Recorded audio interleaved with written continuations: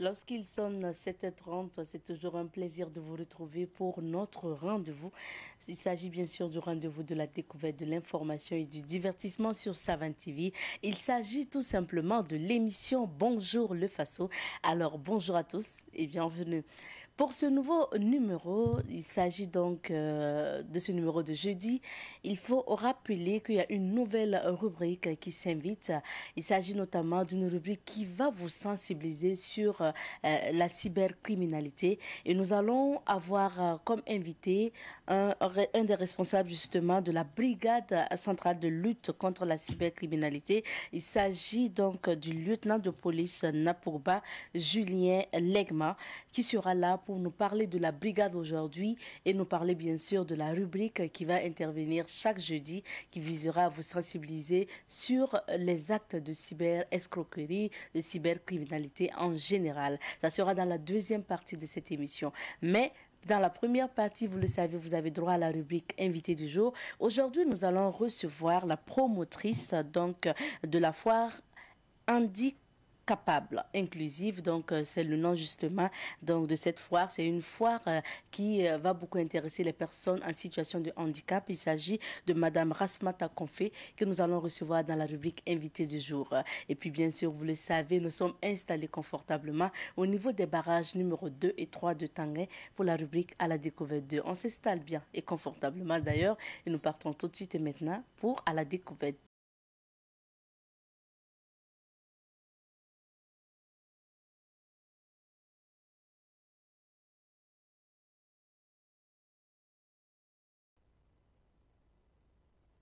Cette semaine pour la rubrique à la découverte 2. Il faut rappeler déjà que Tanguay est situé justement, ce quartier est situé dans l'arrondissement numéro 4 de la ville de Ouagadougou. On y trouve les barrages numéro 2 et 3 qui ont été réalisés en 1963 pour l'approvisionnement en eau potable de la ville de Ouagadougou.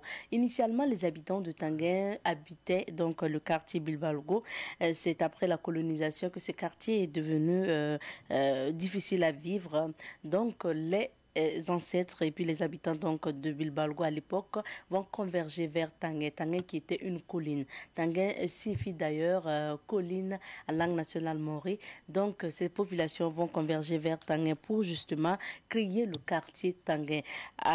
À l'époque, les barrages étaient juste des cours d'eau et vont évoluer avec les aménagements pour justement donner aujourd'hui les barrages numéro 2 et numéro 3 de Tanguay. Aujourd'hui, nous allons vous proposer de suivre à nouveau un témoignage et on revient pour la suite. Je m'appelle Souri Abdurrahman, je suis un pépiniériste à Tampoué, sur la route de Tanguay, après l'échangeur. Donc on peut trouver des arbres fruitiers, des bancs comme goyave, pomme cannelle, grenadine, donc, les fleurs aussi. Il y a orange, il y a tangelo, la même mandarine. On fait ça à Ouaga ici, on amène ça vers Oldara. Bon, ça vaut 11 ans que nous sommes ici. On arrive à gagner un peu, sinon ça ne va pas aller. On gagne un peu. Bon, pas beaucoup, mais il y en a. On peut avoir. Bon, il y a des différents prix. Les mangues, il y en a pour 2000 à 5000. Les goyaves, il y en a pour 1000 francs à 3000. Bon, il y a plusieurs, chacun à son prix, quoi. Bon, notre difficulté, c'est à faire d'eau. On n'a pas d'eau. On creuse le puits, ça tombe. Donc si on a besoin que si on peut avoir un forage, c'est mieux. Sinon le puits, il faut creuser, il faut construire en bas jusqu'à haut. Mais même ça, ça tombe. Bon, c'est à cause de l'eau. Vous voyez qu'il n'y a plus d'eau tout près ici. Donc c'est l'ensablement qui fait ça. Donc nous avons des difficultés pour ça. Parce que s'il était proche, nos puits auraient beaucoup d'eau. Mais à l'heure, là, il n'y a pas d'eau. Bon, l'entretien des barrages, maintenant, je ne sais pas comment dire. Sinon, l'eau là même n'est plus propre. Il faut curer ça. Sinon, l'eau là n'est pas propre. Bon, nous pouvons travailler, mais c'est l'eau qui alimente. Nous boisons cette eau-là. Donc, s'il n'est pas propre, c'est pour tout le monde. C'est pas pour nous seulement. Sinon, nous, c'est l'eau qu'on veut. Même les salles on sait qu'on peut utiliser. Moi, je me nomme Comparo Augustin. je fais la reproduction des plantes, les différentes plantes, les arbres fruitiers. Il y a des arbres ici sans fleurs, les choses. Les plantes à fleurs, les plantes sans fleurs. Il y a des arbres aussi qui donnent... il y a les différentes plantes, en tout cas, c'est beaucoup. Bon, au niveau des greffés, il y a les différents greffés qu'on appelle l'ipince, la quinte, et puis le kuruba qu'on appelle... il y a un autre aussi qu'on appelle mangue papaye qui est chose... voilà, donc il y a des différentes choses que je peux... Et puis il y a l'autre qu'on appelle mangue locale là. C'est sur ça maintenant qu'on greffe les différents, qu'on fait les différents greffés. Voilà, ça vient de bobo. Voilà, on reprend ça maintenant, on met ça en bon état. On rechange, on met ça dans les sachets, dans les gros sachets. C'est avec ces genre de gros sachets là maintenant qu'on peut bien retenir pour que ça... Comme c'est notre domaine, on n'a pas le choix, on se débrouille, on gagne un peu. La plupart c'est l'hivernage que les gens souvent achètent pour aller clôturer certains les terrains. Et certaines aussi c'est pour... Sans l'eau, nous on ne peut pas travailler. On ne peut pas aller s'installer vers le côté désert ou bien le côté qu'on n'a pas de l'eau pour nous faire. La pluie, même nous, on utilise ça même pendant même l'hivernage, même on utilise ça. Voilà, c'est définitivement. Sans la pluie, on peut pas. Sans la pluie, on ne peut pas travailler. Le problème maintenant, c'est bon. Plus que moi, même, on vient même de refaire un autre coin même de l'eau. Je ne sais pas si vous êtes déjà passé là-bas. Voilà, ça c'est un nouveau coin que je viens de faire ça. Ça, vraiment, la difficulté, vraiment, c'est souvent les matériels. Vous voyez la brouette même qui vient de gâter. Donc, on essaie même de réparer. Donc, il y a certaines choses que, souvent aussi pour l'importation aussi de la terre aussi. Bon, souvent, le barrage aussi, ça finit. Vous voyez que c'est déjà sec. D'ici là, déjà, c'est déjà sec. Donc, dans le mois d'avril, février, mois d'avril, vous allez voir que vraiment, ça cause des problèmes. Quand ça finit, vous voyez que beaucoup de gens même sont déjà dégagés. Donc ça fait que ça cause beaucoup de problèmes. Plus que ça joue, ça joue. Plus qu'on a 2 puits, l'autre là même est déjà cessé. Il faut qu'on approfondisse encore. Quand on essaie de approfondir. Et puis il y a certaines coins aussi, quand on creuse là, il y a certaines choses on n'arrive pas à bien faire là. Vous voyez que l'eau là est un peu en haut. Même si on en approfondit, vous allez voir que ça a un problème. Voilà.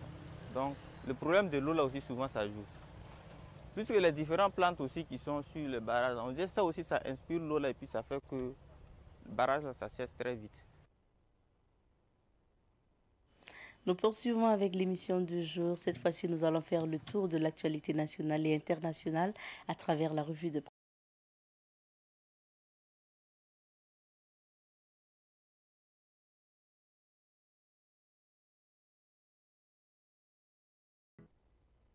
Aujourd'hui, nous recevons pour la revue de presse Bébé Kodjo Kambo. Bonjour Kambo. Bonjour Afzeta, à tous ceux qui nous suivent, bonjour également. Alors, assez de sujets d'actualité que nous allons découvrir avec toi. C'est bien cela. Et pour commencer, nous allons déjà parcourir donc les unes des différents quotidiens que nous avons sous la main. Okay. À commencer ce matin par le quotidien Le Pays. Et à la une donc de ce quotidien, on lit déjà encadrement des étalons, Oscar Barrow assure l'intérim. Il faut sauver le football burkinabé. Projet de texte et d'agenda de la transition, le rapport remis au président du Faso. Au coin du palais, un vendeur de drogue pris en flagrant délit. Coup d'État au Burkina, un mois après, le plus dur reste à faire. Révélation, c'est une rubrique. Commune de Tiou, dans le Yatenga, la population en fuite. Crise alimentaire au Burkina, l'exportation de la farine de céréales suspendue. Et dans la rubrique Actu Foot, on lit Sénégal, Mané fait don de son ballon d'or au musée Bouba Diop. Voilà donc les titres ce matin. À la une du quotidien Le Pays. À la une de l'Observateur Palga, à présent, on lit ceci. France, Russie, Wagner, les Africains, véritables dindons d'une phase géostratégique. Projet de texte et agenda de la transition, la commission technique d'élaboration remet son rapport. Coup d'État d'Assimi Goïta, cette junte est venue pour redonner au Mali toute sa dignité. C'est selon Aboubakar Olegem, vice-président des Maliens de Bobo Dioulasso. L'Ebnois d'André Canet, souvenir des jours heureux. Avènement du MPSR, que nos autorités fassent tout pour ne pas se détourner de leurs objectifs. C'est selon Cheikh Moaz Ouedraogo, guide spirituel. Drame, site d'orpaillage de Gongombiro. Les artisans miniers pour une réglementation de l'utilisation des explosifs.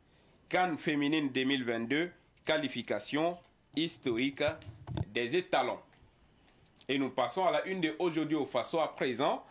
Et sur cette une, on lit ceci. Projet de texte et agenda de la transition.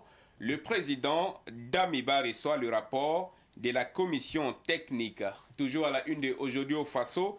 18 tués dans une attaque à Bani Bango au Niger. Grande vigilance au Sahel de l'après-Barkhane au Mali.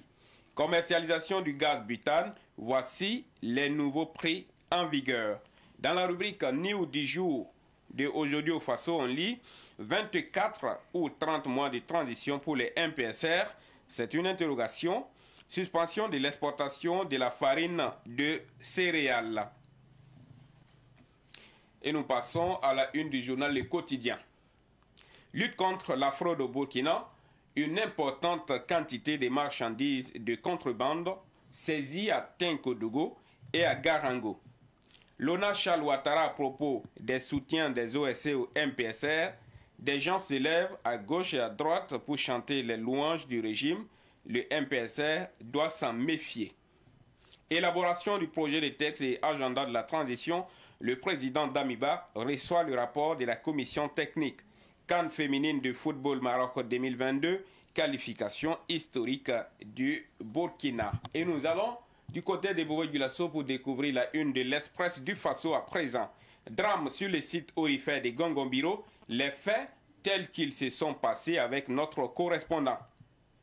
Dans la rubrique Autant les dit de l'Express du Faso, on lit football national. Ainsi, Lazare Bansé déroule son programme.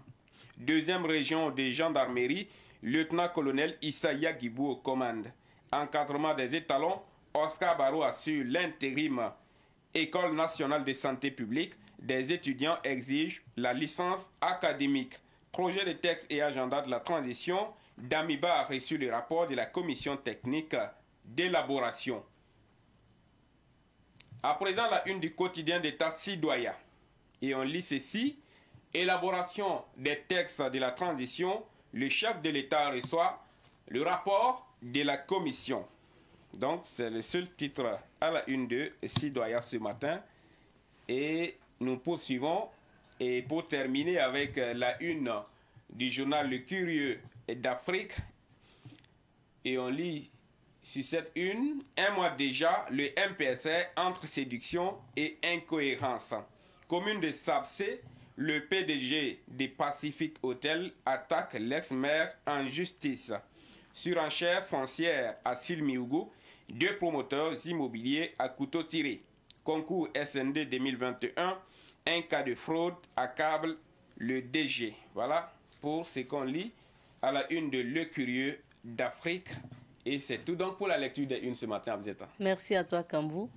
Retour sur quelques sujets d'actualité. Et puis, bien sûr, pour commencer, au palais présidentiel, projet de texte et d'agenda de la transition. La commission technique remet son rapport au président du Faso. C'était hier? C'est bien cela, c'était hier. Donc, la commission technique d'élaboration des projets de texte et de l'agenda de la transition, composée donc des 15 membres, présidée par Mariamé Ouattara, a remis donc son rapport hier au président du Faso, donc exactement 2 semaines après son installation intervenue donc le 8 février dernier. Alors, le rapport contient le projet de charte constitutionnelle de la transition, donc comme il a été demandé, le projet d'agenda et une charte des valeurs pour accompagner la refondation donc annoncée par le MPSR. Alors, selon donc la présidente de la commission, Mariamé Ouattara, c'est le rapport, donc c'est le fruit du consensus de tous les 15 membres qui se sont donnés donc au travail avec abnégation. Alors le président du Faso, quant à lui, a salué le respect donc des délais. Vous savez, 2 semaines, c'était pas évident, mais le délai donc a été respecté. Donc le président du Faso a tenu à saluer cela.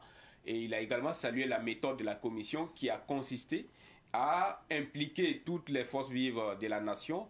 Vous vous rappelez certainement cet appel à contribution qui a été lancé donc à travers des sites en ligne, des contributions que chaque citoyen pouvait envoyer donc en ligne.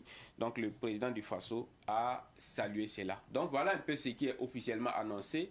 Donc c'est un rapport qui contient, comme je l'ai dit, un projet de charte constitutionnelle, l'agenda et une charte des valeurs pour accompagner la refondation. Sauf qu'après cela, on a pris dans les coulisses des confrères qui ont pu donc avoir un peu plus le contenu, plus en profondeur de ce rapport. C'est pourquoi ce matin, beaucoup de médias parlent de la durée de la transition et même donnent le nombre des organes de la transition, donc le nombre de membres qui vont constituer les organes de la transition, notamment l'organe exécutif et l'organe législatif. Et selon ces médias qui citent des sources proches de la présidence, on nous parle d'une transition qui va durer entre 24 et 30 mois et un organe exécutif, donc un gouvernement de 20 membres et un organe législatif de 51 membres. Voilà un peu ce qui est annoncé aujourd'hui par certains médias donc, qui citent, comme je l'ai dit, des sources proches de la présidence. Donc, déjà 30 mois, c'est 2 ans et demi. D'accord, merci. Parce que quand tu as dit 24 à 30 mois, j'étais en train de calculer, ça va faire combien d'années? 24 mois, c'est 2 ans, donc 30 mois, c'est 2 ans et demi. Ok. Voilà, tout naturellement, on s'attendait à une durée qui allait être un peu plus longue que celle de la transition de 2015. Voilà, parce que ce ne sont pas les mêmes contextes. En 2015, il n'y avait pas cette situation sécuritaire, donc l'objectif de la transition, c'était d'organiser les élections, même si après, on a estimé qu'on aurait pu prendre assez de temps pour essayer de faire d'autres choses. Bon, cela n'avait pas été le cas, donc on a eu une transition de courte durée, donc qui s'est concentrée principalement sur les élections. Cette fois, nous avons la situation sécuritaire qui ne permet pas actuellement que des élections soient organisées sur toute l'étendue du territoire burkinabé. Donc, on s'attendait effectivement à ce que la transition ait une durée un peu plus longue par rapport à celle donc, de 2015. Donc, 2 ans et demi ou 2 ans. Je crois que quand on interroge un peu l'opinion, notamment les acteurs politiques et de la société civile, beaucoup proposaient un délai de 2 ans. Okay. Voilà. Donc, on est un peu dans cette tendance. Donc, 2 ans et demi ou 2 ans. Et on attend de voir officiellement ce qui nous sera annoncé et ce qui lancera véritablement. On attendra la communication officielle. Je crois que 2 ans et demi, ce n'est pas trop au vu de la situation. Parce que selon ce qui est dit également, c'est que l'armée avait dit qu'elle a besoin de 2 ans au moins pour stabiliser le pays. Donc 2 ans et puis peut-être le temps maintenant de préparer les élections. Donc 2 ans et demi, ça pourrait aller, on peut... Mais on attend d'avoir des annonces officielles. On attend vraiment ces annonces officielles-là parce que pour le moment, tu l'as dit, ces médias qui parlent de ces délais parlent de sources proches donc, de la présidence. C'est bien ça. Deuxième actualité, le MPP, c'est-à-dire l'ex-parti au pouvoir et la CODEL demandent la libération de l'ex-président Roch-Marc Christian Kaboré. Oui, je vais le dire, aujourd'hui c'est le 24 février, oui. Donc c'est exactement 1 mois, jour pour jour, voilà, que le MPSR est arrivé au pouvoir et que aussi le MPP a perdu le pouvoir. Donc c'est 1 mois aujourd'hui que l'ex-président, donc Roch-Marc Christian Kaboré, est en résidence surveillée.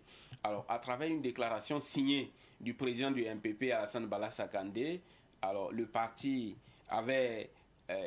donc a émis des inquiétudes et des interrogations par rapport à cette détention de Roch-Marc Christian Kaboré.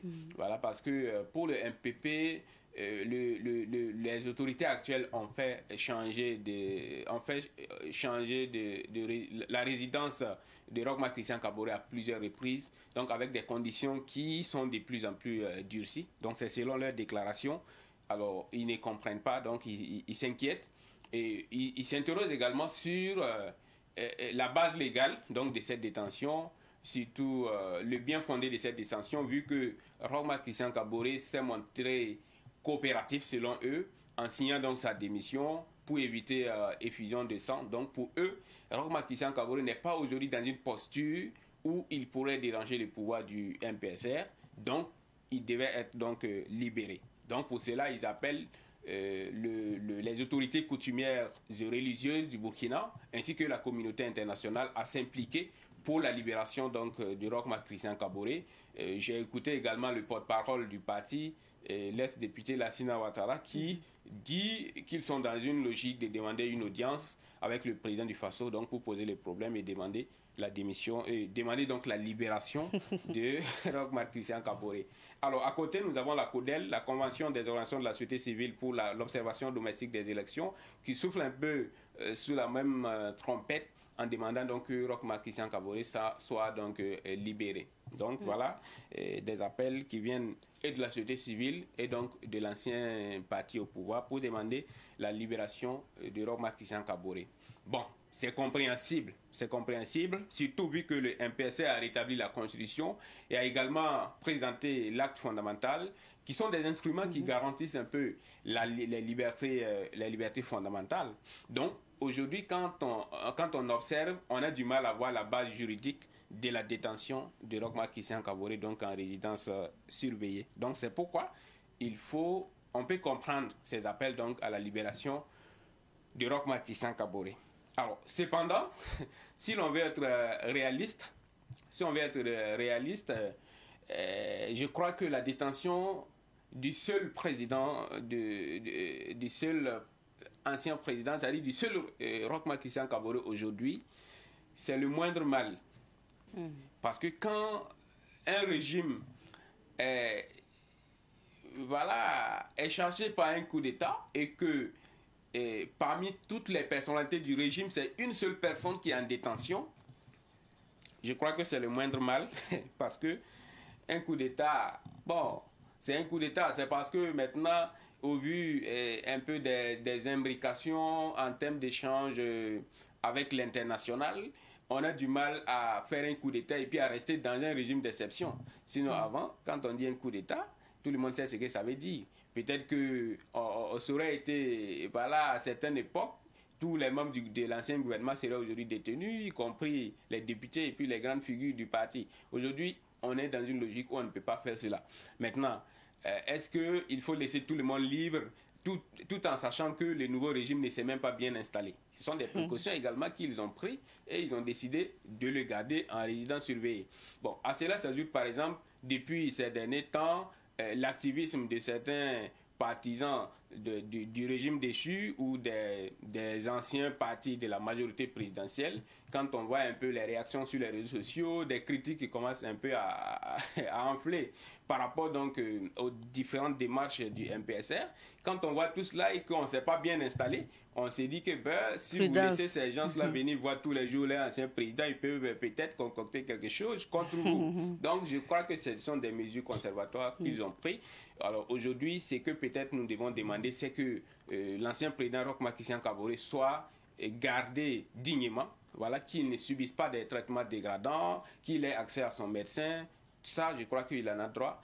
Et même la libération, ça ne veut pas dire qu'on encourage les détentions extrajudiciaires, mais je crois que quand on renverse un régime et qu'on détient une seule personne, honnêtement, on doit comprendre que c'est le moindre mal. Mais ça ne veut pas dire que le MPP ou la CODEL n'ont pas également le droit d'appeler à la libération de Roch-Marc Christian Kaboré, vu que, comme je l'ai dit, il est difficile de trouver une base légale à cette détention, vu que la Constitution a été rétablie, l'acte fondamental également qui garantit les libertés fondamentales.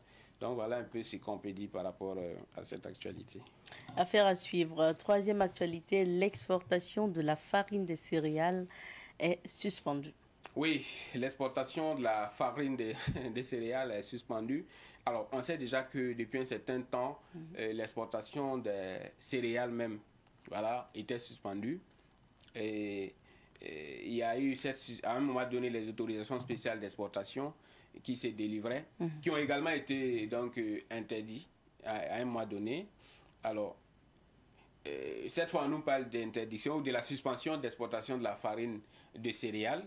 on imagine que peut-être les commerçants ont eu l'astuce de transformer peut-être les céréales en farine pour pouvoir l'exporter, vu que l'exportation des céréales était interdite. Donc, le ministère en charge du commerce qui revient à la charge pour interdire désormais l'exportation de la farine donc, des céréales. Et les céréales concernées, ce sont le maïs, le sorgho et les petits milles. Donc, voilà un peu ce que dit un communiqué du ministère en charge du commerce, communiqué donc daté d'hier. Alors, un autre communiqué dont je vais parler, c'est ce communiqué qui rappelle un peu aux commerçants les prix des bouteilles de gaz, parce que selon le ministère, on a constaté que certains commerçants font un peu de la surenchère en augmentant les prix de façon illégale. Donc, il a été produit un communiqué pour rappeler un peu les prix des différentes bouteilles de gaz. Et j'ai ici les prix en ce qui concerne les villes de Ouagadougou et de Bobo-Dioulasso. J'ai malheureusement pas les prix pour les autres villes. Alors, pour Ouaga et Bobo, par exemple, le communiqué indique que le gaz, la bouteille de 2,75 kg coûte 915 francs, la bouteille de 6 kg coûte 2000 francs et la bouteille de 12 kg et demi coûte 5500 francs. Donc des prix à ne pas dépasser en aucun cas à Ouagadougou et à Bobo-Dioulasso. On imagine que peut-être pour les autres villes, ça peut aller un peu au-delà vu que les commerçants doivent transporter donc, le produit pour que ça puisse y arriver. Alors, des numéros verts ont été donnés pour quiconque constaterait une augmentation illégale des prix donc de ces bouteilles de gaz à Ouaga et à Bobo.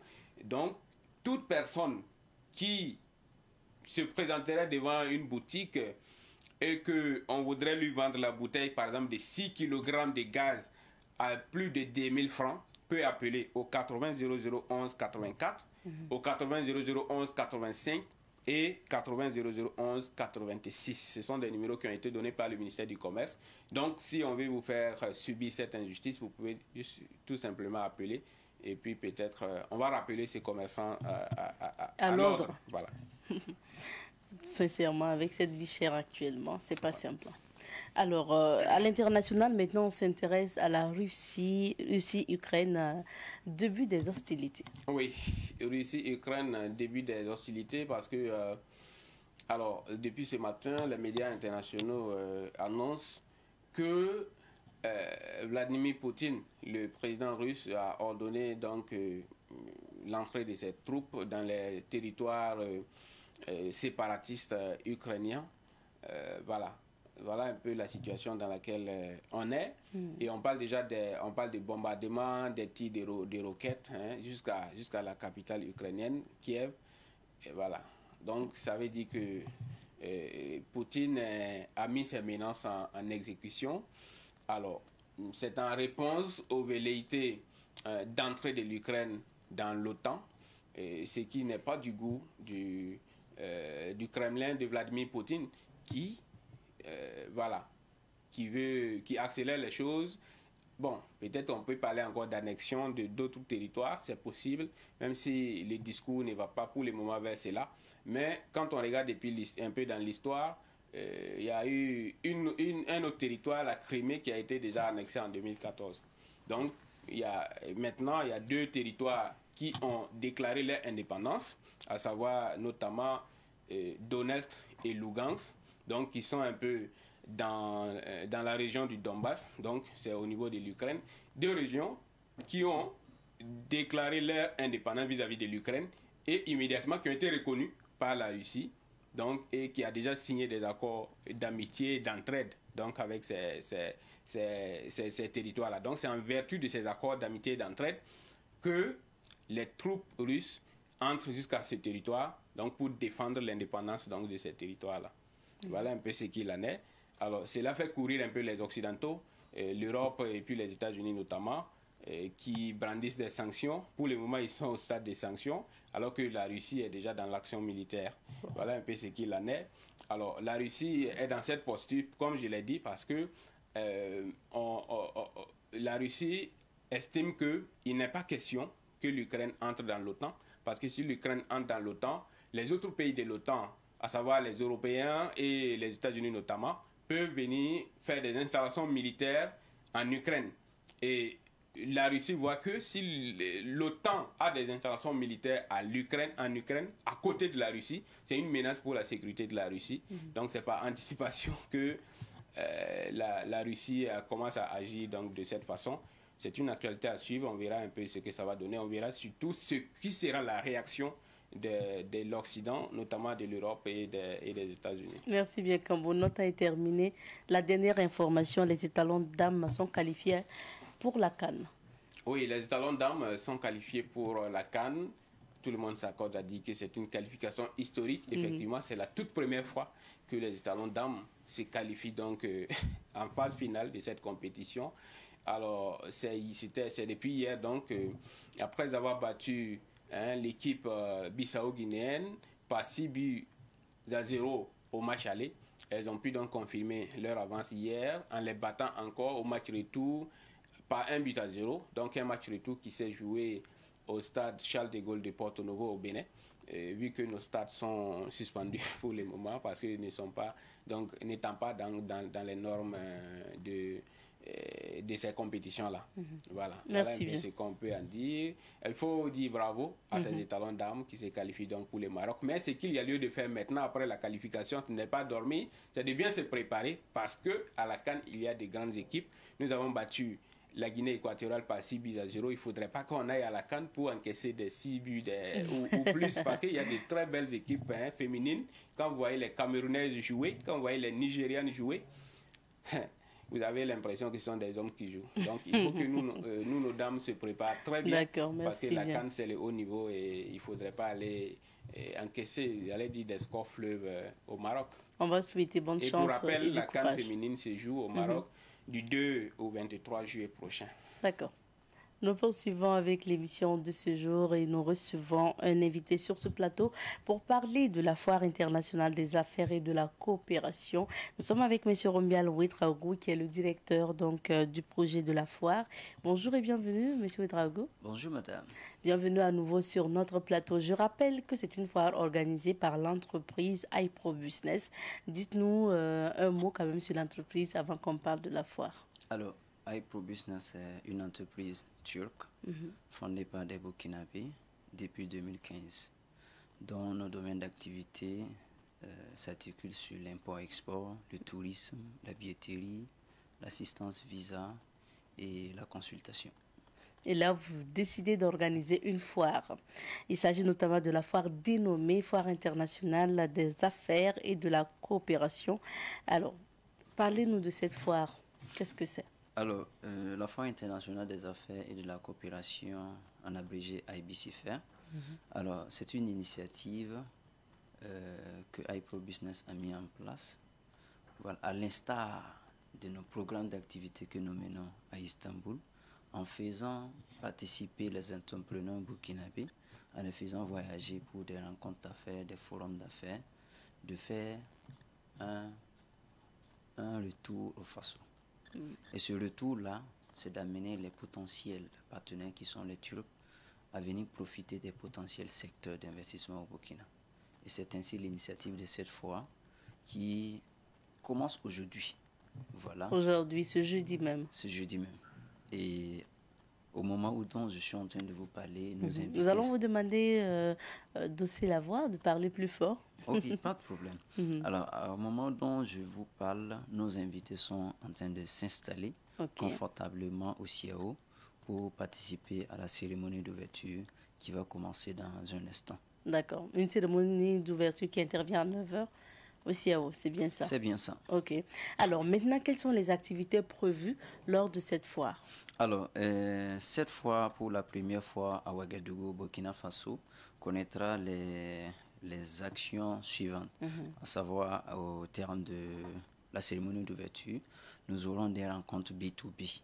Alors quand on parle de rencontres B2B, ce sont des rencontres d'affaires, voilà, qui doivent permettre aux entrepreneurs qui n'ont pas la possibilité, qui avaient des difficultés de pouvoir coopérer et puis de collaborer avec des entrepreneurs turcs, de pouvoir échanger directement avec ces chefs d'entreprise-là sur des potentielles collaborations de représentation et voir même s'ils veulent exporter leurs matières premières ou s'ils veulent importer. Voilà, vous savez que la Turquie et le Burkina, en matière d'échanges commerciaux, Voilà, ça a vraiment pris de l'ampleur ces dernières années. Et au-delà de ces échanges B2B, voilà, il y aura une exposition multisectorielle. Et nous avons mis l'accent sur 9 secteurs, à savoir le BTP, la machinerie, l'agroalimentaire, le textile, l'agroalimentaire, que j'ai déjà dit. Il y a l'agriculture aussi, voilà, la santé, que je n'oublie pas, et puis les consommables médicaux, l'énergie aussi. C'est des secteurs que nous avons tamisés, et nous savons que c'est très important pour nous de mettre l'accent là-dessus, parce que c'est ce qui fait l'avenir de notre pays. Et qui seront les participants, ou qui sont les participants de cette foire? Alors, les participants sont les personnes qui aimeraient bien venir connaître les produits turcs, acheter, parce qu'à l'occasion de cette fois, si vous avez besoin des articles, si vous avez besoin du matériel, voilà, c'est une occasion pour vous de venir acheter. Il y a ceux-là aussi qui veulent venir goûter les plats turcs, dont je les invite d'ailleurs.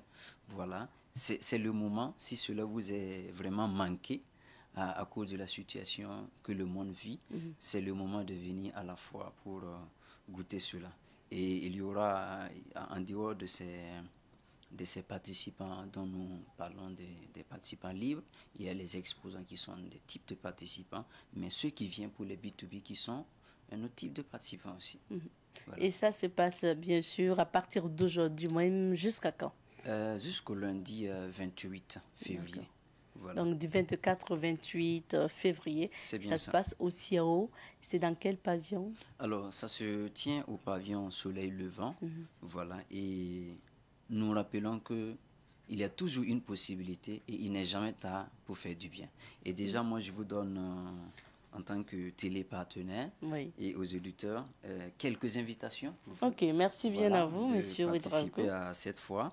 Et je rappelle à ceux-là qui n'avaient pas eu l'occasion et l'opportunité de prendre leur ticket de business to business, de rencontre d'affaires, que cela aussi est toujours disponible.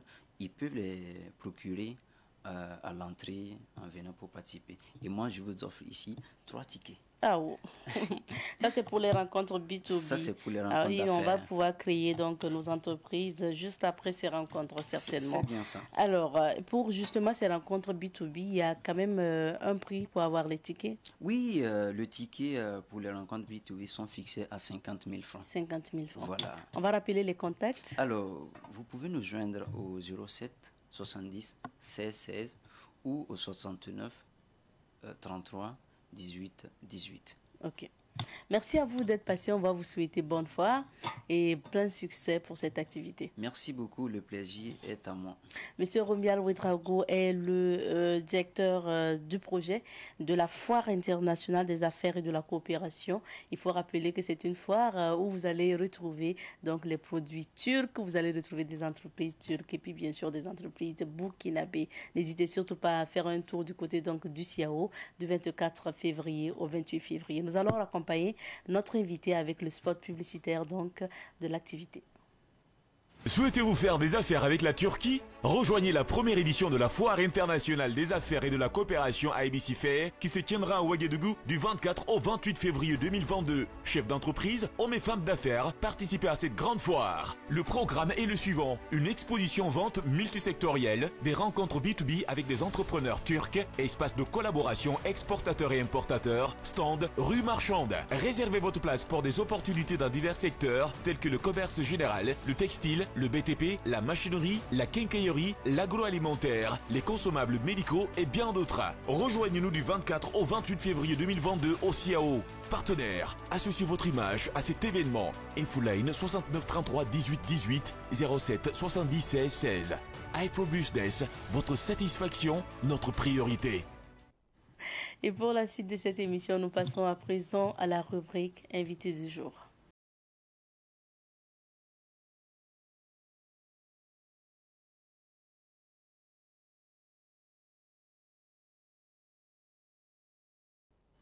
Elle est bien installée sur ce plateau. Notre invitée, il s'agit de Madame Rasmata Konfé, personne en situation de handicap et promotrice donc de la foire handicapable inclusive. Aujourd'hui, pour elle, les personnes vivant avec un handicap doivent pouvoir faire quelque chose, travailler pour justement donc prendre soin d'elles-mêmes et ne pas aller vers très souvent la mendicité. En tout cas, c'est sa vision, encourager ces personnes vivant avec un handicap à travailler. Bonjour Madame Confé, bienvenue. Bonjour. Merci d'être sur ce plateau à nouveau. Je me rappelle bien que nous vous avons reçu à l'occasion de la journée mondiale des personnes vivant avec un handicap. Et justement, pour vous, la personne handicapée, ce n'est pas une personne qui doit être délaissée. C'est une personne qui doit pouvoir travailler comme tout le monde. Nous allons en parler tout à l'heure et je rappelle que vous êtes initiatrice de la foire handicapable inclusive. Alors, Madame Confé, déjà pour commencer, si nous retournons un peu dans votre enfance, dites-nous comment était votre quotidien en tant qu'une personne vivant avec un handicap? Bon, mon quotidien, c'était de me lamenter avec la maman parce que je voulais courir comme les autres enfants. Je voulais pouvoir aller à l'école rapidement comme les autres enfants. Mais ma maman était obligée de me porter au dos pour me déposer à l'école et revenir me chercher. Et je n'ai pas eu une enfance très heureuse parce que mon handicap a fait que mon papa ne m'a pas aimée. Et il a voulu qu'on me laisse mourir parce qu'il ne peut pas prendre soin d'un enfant handicapé.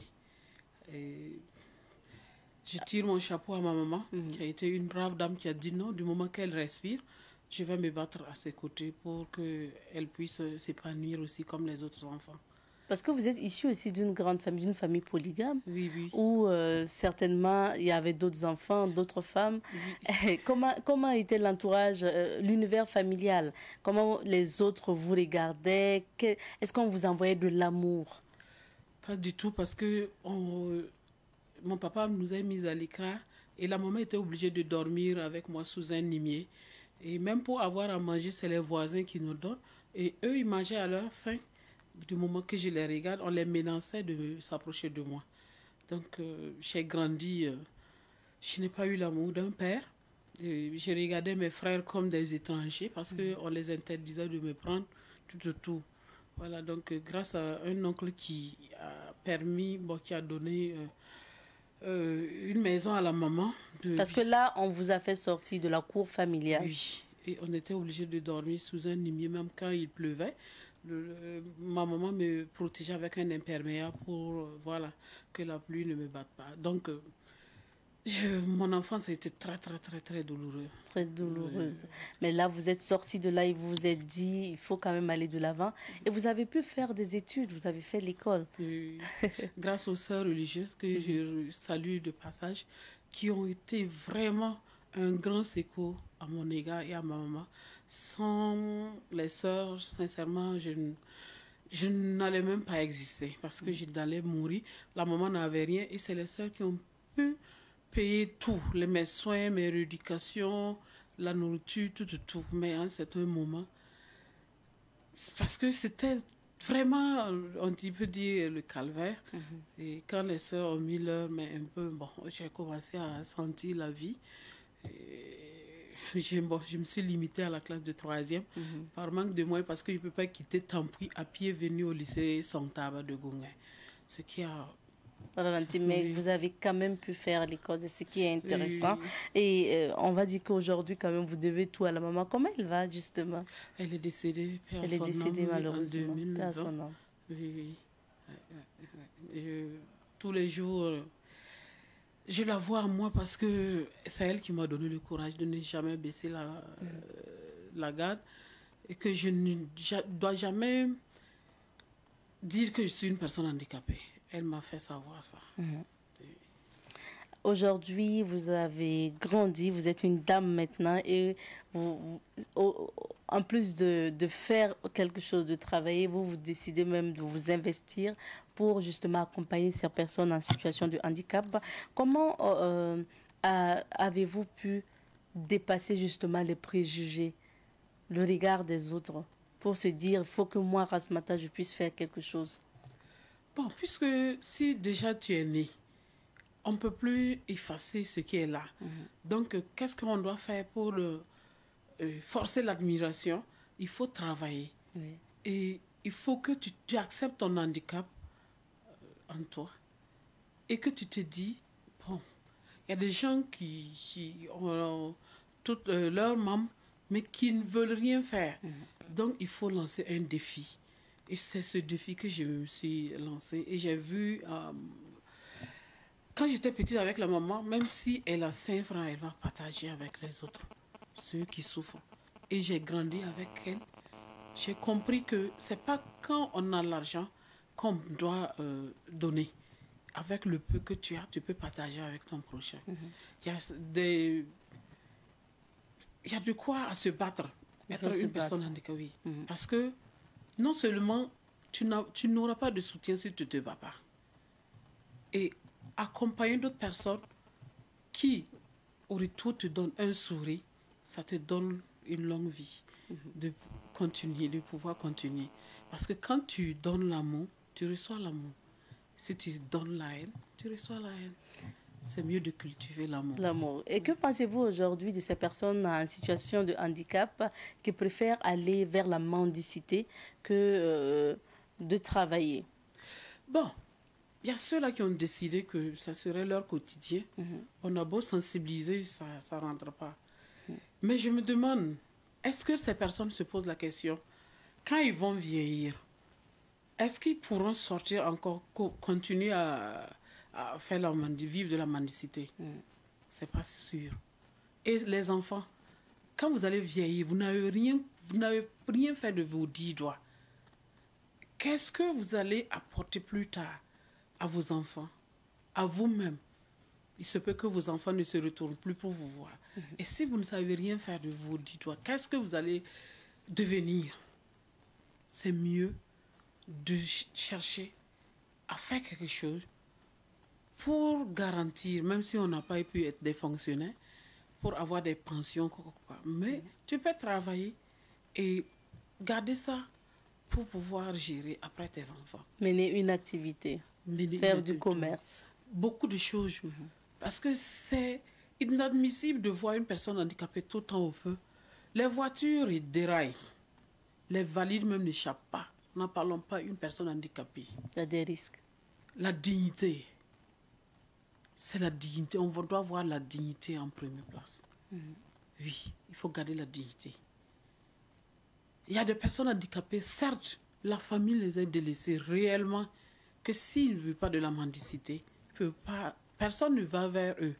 Mais je me dis quand même que si tu t'approches de quelqu'un, tu lui dis, je veux faire une petite commerce avec 25 000, 100 000, on peut te donner, tu vas t'asseoir et puis faire. Moi, en tout cas, si je vois une personne handicapée qui fait des activités, je préfère aider cette personne que de donner mon argent à celui qui est au feu. Madame Confé, qu'en est-il du respect des droits des personnes en situation de handicap au Burkina Faso? Quelle est la situation? La situation reste précaire. Parce que la carte d'invalidité, on a beau parler, nos cartes n'ont pas de valeur, n'ont pas de rigueur. Parce que beaucoup de personnes ne connaissent pas la valeur de cette carte. Beaucoup ne connaissent pas la valeur de cette carte. La carte, les gendarmes, il y a les policiers qui ne savent pas que si on montre cette carte, ça nous permet de faire ça. Même dans les hôpitaux. Ça vous permet de faire quoi justement si vous détenez ces cartes d'invalidité? La santé, les lieux de loisirs, les voyages. On doit vous faciliter l'accès? L'accès, oui. Et une réduction. Une réduction aussi. Oui, une réduction. Et ça dépend du degré de handicap. Et si tu as une personne handicapée, si c'est 80 ou 70, au moins il y a ces prix qu'on a variés. Il y a des gens qui sont complètement total, donc eux c'est 100%. Et leur réduction est à part. Donc, mais c'est pas... C'est pas connu? C'est pas connu. Oui, souvent si tu montres cette carte-là, on va te dire, va là-bas, nous on ne connaît pas ça. Donc, on a tout fait pour qu'on parle de ça et afficher dans les services, et montrer que la carte existait, mais bon, c'est resté peine perdu. Voilà. Wow. Et je sais que l'un de vos combats aussi, c'est qu'au niveau des services, que ce soit public ou privé, qu'on puisse quand même disponibiliser aussi l'accès facile donc aux personnes vivant avec un handicap. Il faut, bon, malheureusement, ça aussi, ce n'est pas respecté, c'est la réalité. C'est pas respecté. C'est écrit dans les textes, mais les gens ne respectent pas. Et tout en cherchant que partout, nous devrons passer parce que nous sommes des humains comme tout le monde. là où les valides passent, les personnes handicapées doivent passer. Parce que, par exemple, aujourd'hui, je suis à Savane. Si ce n'est pas adapté, je suis là. Si c'est adapté, je suis là. Donc, on ne doit pas construire une infrastructure sans des rampes d'accès, un fauteuil roulant pour permettre... Bon, le personnel peut être valide, mais votre invité peut être une personne handicapée. Oui. Donc, si toutes les radios, les télés peuvent payer, ne serait-ce qu'une seule fauteuil roulant et faire petite rampe d'accès pour permettre à ces personnes de vous rendre visite. Nous avons bien noté, Madame Koffi. Nous avons bien noté. Maintenant, nous allons parler, bien sûr, donc, de la foire dénommée la foire handicapable. Oui. Qu'est-ce que c'est que cette activité? Oui, parce que ça devrait se tenir en décembre. Parce que c'est la journée internationale des personnes handicapées. Le 3 décembre. Mais on avait lancé, mais comme il y a eu malheureusement l'attaque du Niata, bon, je ne peux pas me permettre d'être en fête pendant que des familles sont endeuillées. Donc on a préféré faire ça en différé en mars et relancer rapidement en décembre pour pouvoir fêter la journée des personnes handicapées ensemble. Puisque notre journée reste monotone. On parle, mais on ne fête pas. Alors que la journée du paysan est bien fêtée, la journée du 8 mars est bien fêtée, la journée de quoi. Mais pourquoi la journée des personnes handicapées passe inaperçue? Il fallait regrouper. Dans toutes les 45 provinces, il y a des personnes handicapées qui savent faire de quoi avec leurs 10 doigts, les permettre d'exposer. Parce qu'ils n'ont pas les moyens de prendre des stands dans les expositions CIAO, FESPACO. Mais cette foire est la bienvenue pour permettre une vitrine, pour présenter le savoir-faire des personnes vivant avec un handicap, où nous allons passer 5 jours. Vous allez passer voir, il y a des personnes handicapées qui font la coiffure, qui préparent, parce que les hommes croient qu'une femme handicapée ne peut rien faire. Nous préparons, nous savons tout faire. Donc, passer, admirer le savoir-faire de ces personnes. Donc, on veut faire ça chaque année, du 1er au 5 décembre, pour commémorer la journée du 3 décembre. Oui, pour cette année, il faut dire que cette foire a été décalée, compte tenu justement de la situation nationale à l'époque. Elle va se tenir quand? Du 2 au 6 mars, au monument de la paix de Tampuy. Au monument de la paix de Tampuy. À côté de l'église Sainte-Marie-Vianney. D'accord. Et quelles sont les activités de cette foire? Vous avez parlé d'exposition. À côté, il y a quoi? Il y a une rue marchande, des expositions, comme je l'ai cité. Il y a des artistes qui ont décidé de nous accompagner. Voilà, chaque soir, il y aura des prestations d'artistes, des sensibilisations. Les partenaires qui nous ont accompagnés vont parler de leurs produits. Voilà, donc chaque soir, il y a la Sodibo, que je salue de passage, qui nous a accompagnés aussi. Ils seraient sur le terrain. Chaque année, ils sont là, donc merci beaucoup à eux. Parce que ce n'est pas très évident qu'ils se retournent et puis ils regardent des personnes handicapées, mais mon chapeau à eux, parce qu'ils veulent nous accompagner. Il y a plein de partenaires que je n'ai pas le nom en tête, Tamoun, voilà, donc il y a beaucoup de personnes.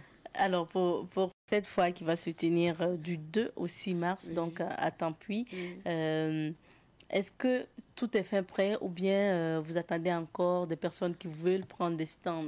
Nous attendons des personnes qui veulent prendre des stands parce que la foire n'est pas faite seulement pour uniquement que les personnes handicapées. D'accord. Toute personne désirant prendre notre stand, exposer ses savoir-faire est la bienvenue. Et j'ai oublié de mentionner que les stands pour les personnes vivant avec un handicap, c'est gratuit. C'est gratuit. C'est gratuit. Il faut promouvoir le savoir-faire de ces personnes. Mais les personnes valides doivent contribuer quelque chose pour nous accompagner. Donc le stand fait 50 000. Ok, pour les personnes valides. Sinon, les personnes en situation de handicap, c'est gratuit. Toute personne qui, de loin ou de près, qui n'avait pas cette information, peut prendre contact avec moi ou bien l'équipe, le comité d'organisation, pour, si c'est une personne handicapée seulement, on va lui donner. Merci en tout cas, Madame Confé. Est-ce qu'on peut savoir comment justement vous joindre aussi pour ceux qui sont intéressés par les stands? Vous avez un contact? Oui, le 78 32 49 70. Et le 70 83 76 04 qui est mon WhatsApp. D'accord. Et quelles sont vos attentes par rapport à cette foire? Je lance un grand SOS à toutes les bonnes volontés, les ONG, les services privés, tous ceux qui veulent nous accompagner, les partenaires, les différents partenaires, parce que ce n'est pas aisé. L'année a été vraiment très bousculée. On n'a pas eu de soutien. On veut faire quand même parce qu'on a eu à reporter une, deux.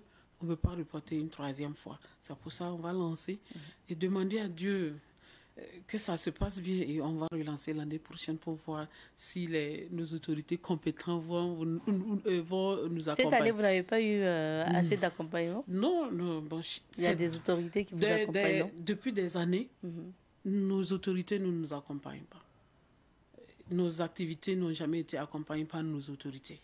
C'est des personnes comme cela, des associations qui s'approchent de moi. Voilà, on a vu ce que vous faites, on décide de vous accompagner. Nos demandes sont mises à la poubelle, si je peux dire ça. On n'a jamais eu de soutien, même si eux-mêmes, ils savent que vraiment, les personnes handicapées qui s'y mettent pour travailler le font bien, mais il n'y a pas d'accompagnement. Donc, on pense que, comme il y a renouvellement, que ce gouvernement soit regardant, très regardant, parce que nous travaillons aussi. Malgré notre handicap, on relève des défis. Et votre appel à l'endroit de la population burkinabé pour cette foire? Que vous soyez jeunes, nos mamans, nos papas, nos tontons, venez nous accompagner. On a plus besoin de vous, parce que sans vous, nous ne sommes rien. Et le handicap n'est pas contagieux. Venez faire la fête avec nous. Si on se retourne et puis on voit les personnes valides autour de nous, nous serons très contents. Parce qu'on va savoir que nous ne sommes pas délaissés à nous-mêmes. Et ce serait un grand défi de pouvoir parfaire cette foire qui est à sa première édition et c'est très très compliqué. Oui. C'est compliqué de réunir les fonds voilà, pour l'organisation. Les premières éditions, ce n'est pas facile. Ce n'est pas facile. Et donc, tous les partenaires qui veulent nous accompagner, la porte est grandement ouverte. Ne dites pas que non, on n'a pas 100 000, non. Même si c'est 1 000 francs, ça peut soutenir et ça peut aider vraiment. Voilà. Et la foire, donc, dénommée Handicapable Inclusive, est prévue pour se tenir du 2 au 6 mars. Oui. Donc, à Tampuy, vous avez dit le rond-point.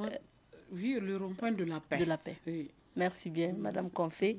Nous avons fini notre entretien. Merci à vous d'être passée. Merci beaucoup. Vraiment, je dis merci à toute l'équipe Savane Média. Longue vie à vous. Amen. Nous recevions sur ce plateau Madame Rasmata Confé. Elle est la promotrice de la foire Handicapable Inclusive. Il faut rappeler que c'est une foire des personnes, une foire qui vise à promouvoir justement les activités des personnes en situation de handicap, mais c'est une foire aussi pour tout le monde. La foire est prévue du 2 au 6 mars prochain au niveau donc du rond-point de la paix de Tampuy. C'est ici qu'on s'arrête pour l'entretien de ce jour. Nous poursuivons avec l'émission de ce jour. Nous sommes jeudi et dorénavant, vous avez un nouveau rendez-vous avec la Brigade centrale de lutte contre la cybercriminalité. Chaque jeudi, cette brigade sera là pour vous conseiller, vous sensibiliser, apporter des informations concernant la cybercriminalité. Dans l'émission Bonjour le Faso, aujourd'hui, vous allez savoir ce que c'est que la brigade, donc la présentation générale de cette brigade. Et puis, bien sûr, chaque jeudi, nous allons aborder un thème concernant donc la cybercriminalité. Nous recevons aujourd'hui le lieutenant de police Napogba Julien Legman.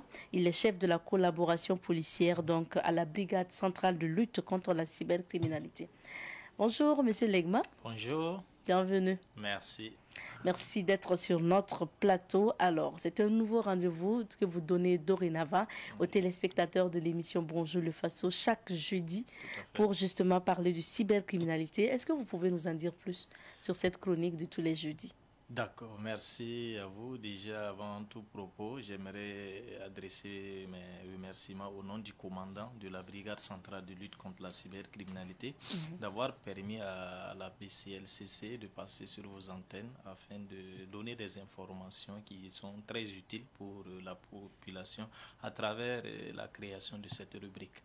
Alors, il faut dire que concernant cette rubrique, il s'agirait chaque jeudi, bien évidemment, de se retrouver autour d'une thématique en lien avec la cybercriminalité que nous allons développer à travers les différents concepts même liés à la thématique premièrement et également nous donnerons les modes opératoires que les cybercriminels utilisent fréquemment en lien toujours avec la thématique pour escroquer l'ensemble de la population et enfin nous leur donnerons des conseils pratiques qui leur permettront d'éviter les pièges des cybercriminels. D'accord. Donc c'est dans une chronique où on va vraiment conseiller, on parlera de cyberescroquerie, de chantage à la webcam, on parlera donc de tout.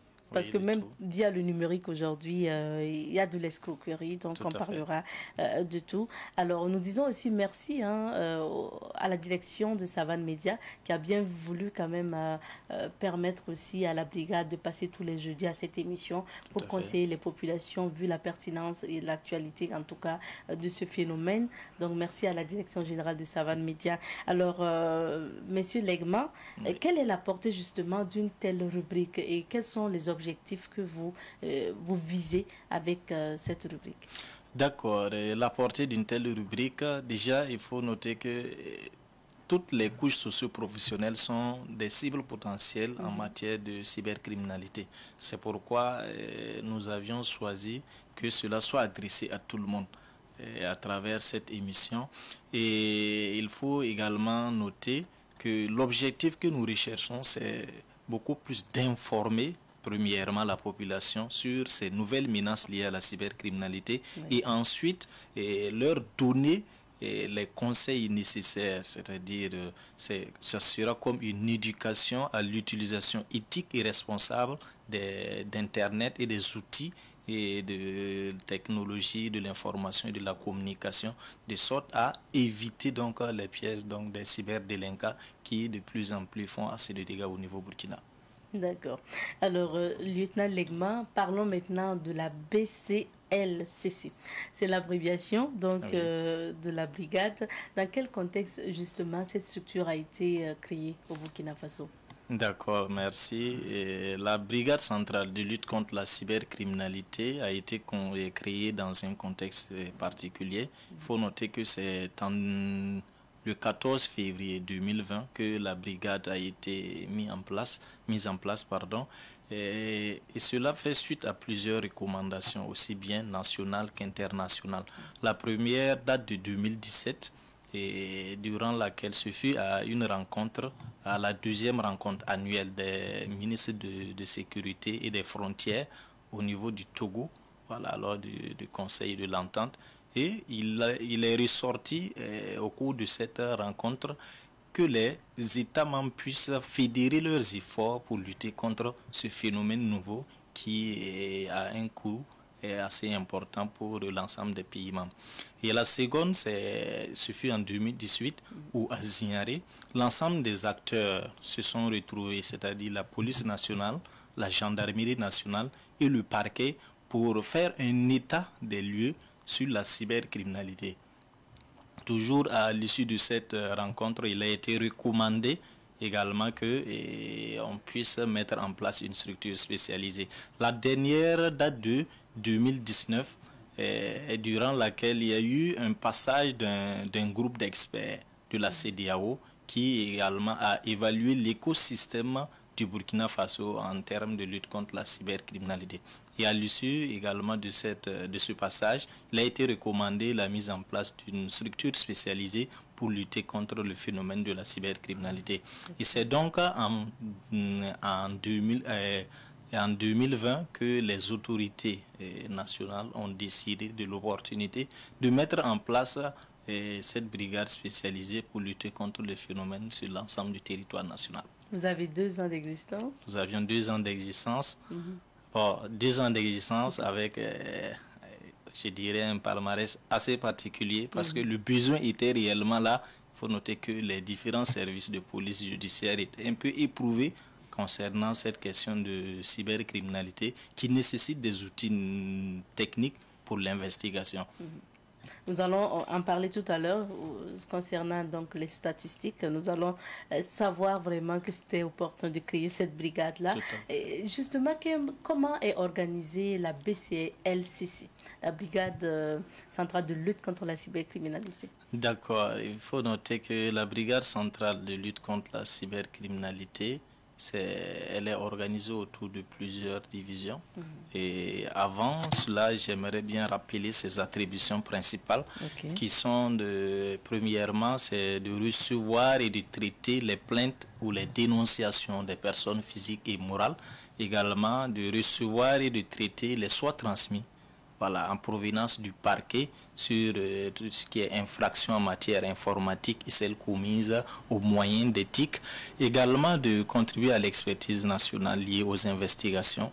Et la brigade apporte également une assistance technique à l'ensemble des services de police judiciaire dans le cadre de leurs infractions liées à la cybercriminalité. Alors, l'organisation type de la brigade, c'est autour de 3 divisions, comme je le disais précédemment.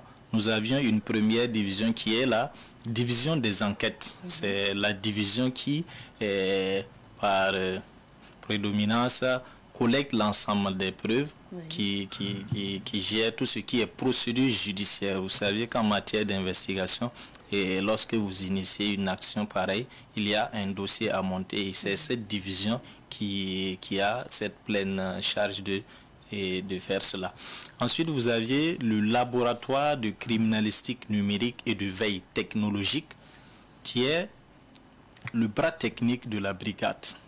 En réalité, pour tout ce qui est investigation, il y a souvent besoin que l'enquêteur se réfère à des preuves numériques palpables qui puissent donc permettre de confondre le cyberdélinquant. Et c'est à travers ce laboratoire de criminalistique numérique que nous arrivions donc à rassembler un certain nombre de preuves qui est très souvent envoyé au parquet pour suite à donner. Et nous terminons avec la division qui est en charge de la communication, des statistiques et de la collaboration policière, dont le principal rôle est d'informer la population et de communiquer sur les nouvelles menaces en matière de cybercriminalité. Venons-en justement aux statistiques.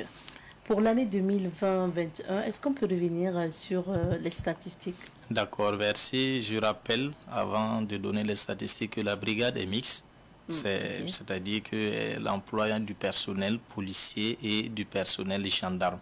C'est l'ensemble de ces deux corps qui forment donc, qui constituent la brigade centrale de lutte contre la cybercriminalité.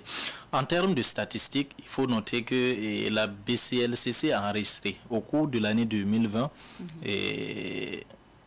plus de 1000 plaintes. Plus de 1000 plaintes. Et durant cette année, nous avions interpellé une 60aine de personnes. Nous en avons déféré 32.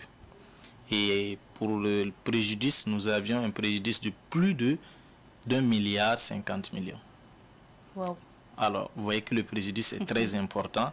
Et en 2021, nous avions évolué au niveau du nombre de plaintes qui a avoisiné 2000.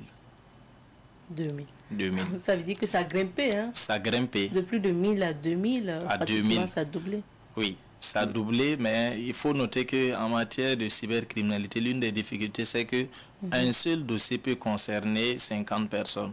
C'est-à-dire qu'un dossier lié, je prends un exemple lié par exemple à la tontine en ligne, peut avoir effectué, escroqué pratiquement 50 victimes. Et donc toutes ces victimes vont venir déposer une plainte. C'est pourquoi on peut sentir le nombre important, mais en termes de dossier, ça ne l'est pas. Mais on comptabilise ici le nombre de signalements. Voilà. Donc, et durant cette année également, nous avions interpellé 93 personnes et nous avions déféré 38 personnes. Le préjudice, il est toujours important, sinon de l'ordre de plus d'1 milliard. Il est légèrement en baisse par rapport à l'année 2020. Certainement dû aussi à l'action de plus en plus et plusieurs personnes sont sensibilisées et très généralement, l'infraction peut être engagée, mais la victime peut être très réticente quant à envoyer de l'argent, ce qui permet très souvent la perte de ressources.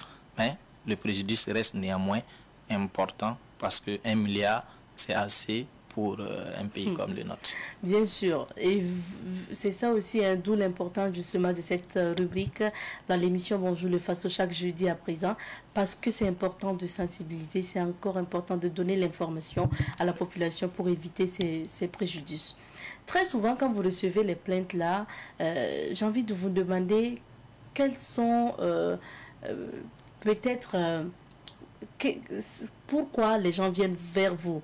C'est pour quel type d'infraction très souvent les abonnés ou les gens viennent vers vous? D'accord. Le plus récurrent? Le plus récurrent, il faut noter que toutes les infractions sont pratiquement récurrentes. Maintenant, ce qu'on note assez, nous avions par exemple le chantage à la webcam, qui est très fréquent. Nous recevons en moyenne 10 personnes par jour. Recevons en moyenne 10 personnes par jour et c'est vraiment important. Donc nous avions le chantage à la webcam. Nous avions également le piratage des comptes, que ce soit les comptes Facebook ou les comptes d'autres Instagram et autres. Ok. D'accord. Nous avions également les infractions liées au mobile banking. C'est-à-dire quoi? Quand vous prenez Orange Money, Move Money et bien d'autres. Donc, il y a vraiment une forme d'escroquerie assez particulière qui s'est développée autour de ces aspects que j'ai cités précédemment. Et nous en recevons assez. Donc, les plus récurrents, ce sont un peu les 3 formes. Ouais. Ne vous en faites pas. En fait, nous allons développer, décortiquer justement ces thèmes en fonction des semaines à venir. On sait que chantage à la webcam, c'est le fait justement qu'on vous envoie des vidéos de vous, peut-être montées, mais qu'on voit vos parties intimes pour vous faire un chantage, moyennant quelque chose de l'argent. Tout à fait. Il y a toujours cette pression de soutirer quelque chose. Très généralement, sinon pour les cas que nous enregistrons, le but est toujours de soutirer de l'argent. Sous d'autres contrées, le chantage à la webcam présente un autre visage. Vous l'aviez signalé, nous reviendrons plus en détail par rapport à ces aspects. D'accord. Alors, Monsieur Legman, on va terminer par les adresses. Vous êtes présent sur Facebook. Est-ce qu'on peut avoir l'adresse de la brigade? D'accord. Sur Facebook, vous pouvez tout juste aller au niveau de votre barre de recherche. Quand vous êtes sur votre profil, vous pouvez taper @bclcc.gov.bf et vous lancez la recherche. Vous verrez une page Facebook qui va s'afficher et avec un logo. Je rappelle que la page de la Brigade centrale de lutte contre la cybercriminalité est certifiée. Donc bon, chose qui vous permettra donc d'éviter de vous retrouver sur d'autres pages. Donc à travers cette page, nous communiquons, nous partageons des informations liées au déferment, liées à des nouvelles pratiques, liées à des alertes que nous donnons, liées à des démentis également, parce que les cas de fake news sont très récurrents également. Et donc, pour donner la bonne information à l'ensemble des populations et déjà aussi les instruire par rapport à certains modes opératoires. Ok, pour ce qui est de nos contacts, nous avions le contact fixe qui est le 25, le 39, le 58 et le 42. Et vous aviez également une adresse mail que nous avions dédiée pour les plaintes, pour ceux qui ne sont pas à Ouagadougou. Parce qu'il arrive que la victime soit dans une autre ville que Ouaga. Alors nous avions dédié une adresse qui est le cybercrime@sécurité.gov.bf qui vous permet de vous envoyer juste un mail expliquant votre besoin ou votre requête. Et déjà il y a une équipe qui est assidue à cette tâche-là qui va vous répondre et prendra en compte votre requête de sorte que le dossier soit diligenté. Ou sinon, si on est à Ouagadougou, on peut se déplacer à votre siège? Tout à fait. Si on est à Ouagadougou, nous sommes à Pilbalogo, en face de la porte 11 du stade municipal, sur l'immeuble Compaoré. Merci bien. Merci à vous. Merci à vous d'être passé. On va se retrouver certainement un autre jeudi. Notez très bien, c'est le nouveau rendez-vous donc à travers l'émission Bonjour le Faso. Un rendez-vous où nous parlerons de cybercriminalité chaque jeudi avec la Brigade centrale de lutte contre la cybercriminalité. Aujourd'hui, nous recevions pour vous le lieutenant de police Napogba Julien Legma. Il est chef de la collaboration policière donc au niveau de la Brigade centrale de lutte contre la cybercriminalité. C'est ici qu'on va dire également au revoir aux téléspectateurs de l'émission Bonjour le Faso, puisque c'est terminé pour cette émission. Surtout, ne zappez pas, restez fidèles au programme de Savan TV. Tout à l'heure à 10h, le flash en direct sur Savan TV. On se retrouve demain pour le dernier numéro de l'émission. On se dit cuss. Au revoir.